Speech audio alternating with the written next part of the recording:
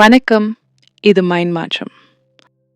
நம்ம ஊர்ல காலையில இருந்து ராத்திரி வரைக்கும் மாடாய் உழைக்கிறாங்க. ஓவர் டைம் வேலை பார்க்குறாங்க. ஞாயித்துக்கிழமை கூட லீவ் போடாம ஓடுறாங்க. ஆனா, மாச கடைசியில பார்த்தா கையில காசே நிக்கல அப்படின்னு கவலைப்படுறாங்க. திறமையோ, உழைப்போ இல்லாததுனால நம்ம மக்கள் கஷ்டப்படல. நம்மளோட அன்றாட வாழ்க்கையில அடுத்த லெவலுக்கு போறதுக்கு ரொம்ப முக்கியமானது இந்த மணி மேனேஜ்மெண்ட். அதாவது பணத்த நிர்வகிக்கிற முறை. இந்த முறை நம்மள பல பேருக்கு தெரியறதே இல்ல. பள்ளிக்கூடத்திலயோ, இல்ல காலேஜ்லயோ நமக்கு இத யாரும் சொல்லிக் குடுக்கல. ஆனா பொதுவா வெளிநாடுகள்ல இருக்கிற மக்கள் தங்களோட வருமானத்த ரொம்ப ஸ்மார்ட்டா பிளான் பண்ணி சின்ன வயசுலயே ஃபைனான்ஷியல் ஃப்ரீடம், அதாவது பண பிரச்சனையே இல்லாத ஒரு சுதந்திரமான வாழ்க்கைய அடைஞ்சிடுறாங்க. வெளியில இருந்து பார்க்கும்போது அவங்க வீக்கெண்ட்ல ஜாலியா பார்ட்டி பண்றாங்க, நல்லா செலவு பண்றாங்க, வருஷம் முழுக்க ட்ரிப்பு போறாங்கன்னு நமக்கு தோணும். அவங்களுக்கு மட்டும் எப்படி இவ்ளோ காசு இருக்கு அப்படின்னு நம்ம யோசிப்போம். ஆனா அவங்க வாழ்க்கைக்கு பின்னாடி ஒரு பக்கா சிஸ்டம் இருக்கு. உழைப்புலயோ இல்ல திறமையிலயோ அவங்களுக்கும் நமக்கும் எந்த வித்தியாசமும் இல்ல. ஆனா அவங்க ஃபாலோ பண்ற அந்த பண விதிகள் மட்டும்தான் அவங்களுக்கு அந்த ஃபைனான்ஷியல் ஃப்ரீடமை தருது. உலகத்தரம் வாய்ந்த அந்த மணி மேனேஜ்மெண்ட் ரூல்ஸ் என்னென்ன, அத நம்ம வாழ்க்கையில எப்படி பயன்படுத்தணும்னு இந்த வீடியோல ரொம்ப ஆழமா பார்ப்போம். உலகம் முழுக்க இருக்கிற டாப் ஃபைனான்ஷியல் அட்வைசர்ஸ் எல்லாரும் சொல்ற மிக முக்கியமான ஒரு விதி தான் இந்த 50/30/20 ரூல். வெளிநாடுகள்ல இருக்கிற சாதாரண மிடில் கிளாஸ் மக்கள் கூட தங்களோட வருமானம் கையில வந்த உடனே அதை கண்ணை மூடிக்கிட்டு செலவு பண்ண மாட்டாங்க. அவங்க வருமானத்த இந்த 3 பிரிவா பிரிச்சு தான் பட்ஜெட் போடுறாங்க. இது நல்லா கவனிங்க. முதலாவது 50% ஃபார் நீட்ஸ், அதாவது உங்களோட அத்தியாவசிய தேவைகள்.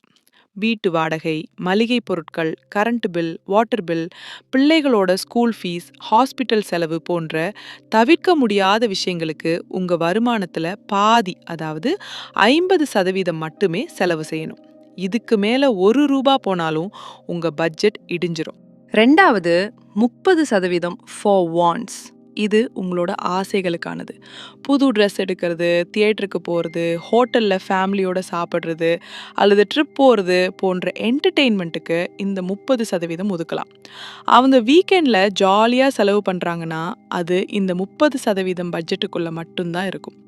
அவங்க யார்கிட்டயும் கடன் வாங்கி என்ஜாய் பண்ணல. அதுக்காக அவங்க சம்பளத்துல இருந்து ஒதுக்குன காசுல பண்றாங்க.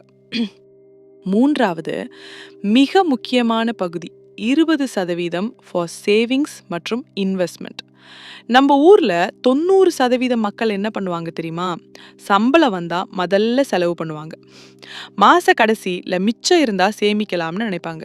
ஆனா மாச கடைசியில ரூபா கூட மிஞ்சாது. கடன் தான் மிஞ்சும்.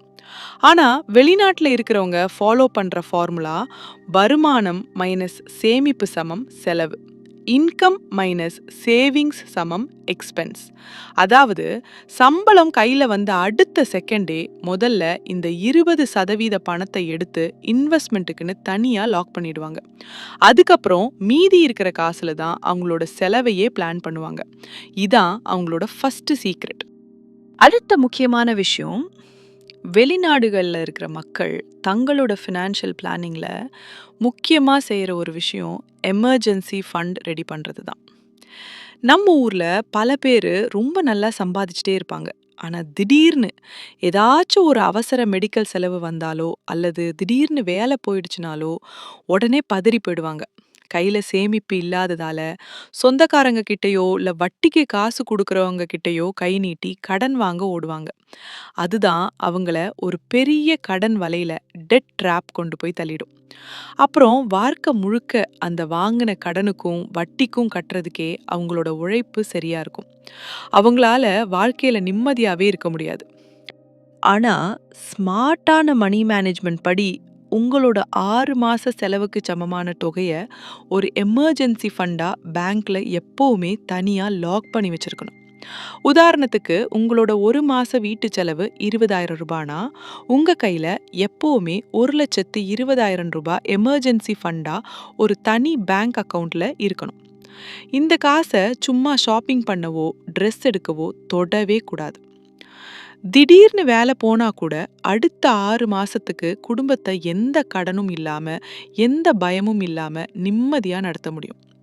இந்த ஒரு பேக்கப் பாதுகாப்பு மனசுக்குள்ள இருக்கிறதால தான் வெளிநாட்டு மக்கள் பிற்காலத்தை நினைச்சு இன்னைக்கு வாழ்க்கைய பயந்து பயந்து வாழாம நிம்மதியா வாழ முடியுது.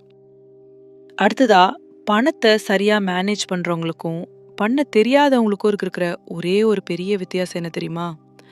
பல பேரு எப்பவும் லயபிலிட்டிஸை வாங்குவாங்க. ஆனா தெளிவானவங்க எப்பவும் அசெட்ஸை உருவாக்குவாங்க. லயபிலிட்டிஸ் அப்படின்னா உங்க பாக்கெட்ல இருந்து பணத்தை வெளில எடுக்கிற விஷயங்கள். உதாரணத்துக்கு, நம்ம ஊர்ல பல பேரு பக்கத்து வீட்டுக்காரன் புது கார் வாங்கிட்டான், சொந்தக்காரங்க முன்னாடி நம்ம கெத்தா காட்டணும், ஆஃபீஸ்ல நம்மள மதிக்கணும் அப்படின்னு கௌரவத்துக்காகவும் மத்தவங்களை இம்ப்ரெஸ் பண்றதுக்காகவும் கடன் வாங்குவாங்க. பெரிய வட்டிக்கு இஎம்ஐல ஆடம்பரமான கார், லேட்டஸ்ட் ஐபோன், தேவையில்லாத பிராண்டட் பொருட்களை வாங்குவாங்க. இதெல்லாம் வாங்கும்போது உங்க பாக்கெட்ல இருக்கிற பணம் கரைஞ்சுக்கிட்டே தான் இருக்கும். அந்த பொருட்களோட மதிப்பும் நாளுக்கு நாள் குறைஞ்சிட்டே தான் போகும்.